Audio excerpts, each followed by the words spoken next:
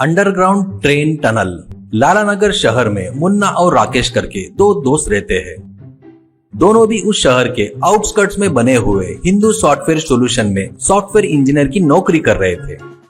दोनों भी लोग एक ही अपार्टमेंट में रहते हैं, पर जब तक रहते थे तब तक दोनों अपने अपने फोन में बिजी रहते हैं। दोनों भी लोग ऑफिस जाना बोले तो मेट्रो ट्रेन पकड़कर ही जाना पड़ता था। वैसे दोनों जन मेट्रो ट्रेन चढ़ना बोले तो एक पुराने अंडरग्राउंड मेट्रो टनल में जाकर क्रॉस करके मेट्रो स्टेशन पे जाते थे, क्योंकि वो शॉर्टकट रास्ता था।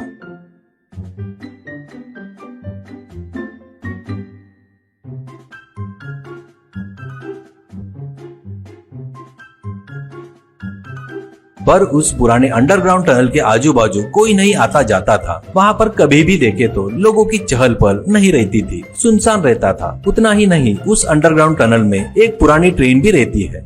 वैसे वो लोग पुराने अंडरग्राउंड टनल को क्रॉस करके मुन्ना, ए राकेश, वो देखा क्या? वो ट्रेन दिख रही है ना, उसमें कुछ होगा क्या? कहता है तो राकेश, क्या है क्या रे, मुझे भी कब से इच्छा है कि उस ट्रेन में क्या है करके देखने की। एक काम करेंगे, एक दिन खाली समय में यहाँ पर आकर उस ट्रेन में क्या है देखेंगे। ऐसे बातें करते हुए ऑफिस चले जाते हैं। एक दिन रविवार रहता है। मुन्ना सुबह ही उठकर राकेश को उठाता है। मुन्ना, ए सुन रहे, आज रविवार है, जल्दी उठ रहे, उठकर तैयार हो जा, दोनों उस अंडरग्राउंड टनल में जाकर उस ट्रेन में क्या है देखेंगे रे, करके राकेश को उठाता है। ऐसे दोनों तैयार होकर उस अंडरग्राउंड टनल में आकर ट्रेन के बाहर खड़े होकर मुन्ना, अगर अपन लोग इसमें चढ़े तो क्या होगा पता है क्या, करके बात करते रहते हैं। वैसे दोनों लोग उस ट्रेन में चढ़ते हैं। वो लोग जैसे ही चढ़ते हैं वैसे तुरंत उनको ट्रेन में कुछ अजीब लगता है। ट्रेन के अंदर के लाइट पूरे चालू हो जाते हैं। ट्रेन अचानक आगे चलने लगती है। मुन्ना और राकेश एक साथ घबरा जाते हैं। मुन्ना, क्या है रे ये? कहता है तो राकेश, हाँ यार, ये कुछ अजीब है, मुझे डर लग रहा है यार, कहता है। वैसे दोनों डर रहे थे। ट्रेन वैसे जाते जाते अचानक रुक जाती है।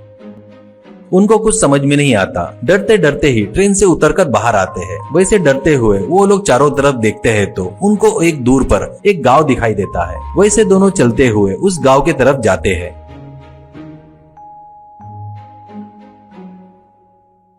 और गांव के अंदर जाते हैं। बड़े आश्चर्य की बात यह है कि वहां पर उस गांव के लोग जिसका काम वो कर रहे थे, कुछ लोग बढ़ाई का काम कर रहे थे तो कुछ लोग खेती के काम पर जा रहे थे। बच्चे लोग बॉल लेकर बॉल के साथ खेल रहे थे। वो देखकर दोनों को बड़ा आश्चर्य होता है।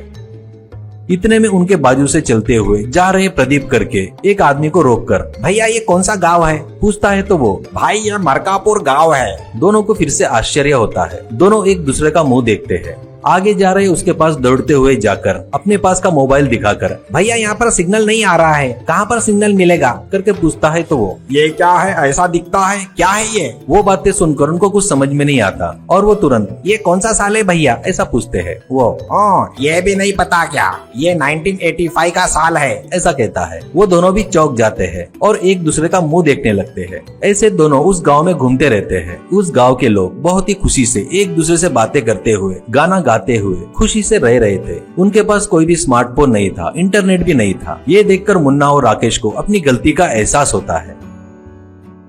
अब दोनों मिलकर उस ट्रेन के पास आते हैं और ट्रेन में चढ़ते हैं। वैसे वो ट्रेन उनको वापस उस अंडरग्राउंड टनल में लेकर आती है।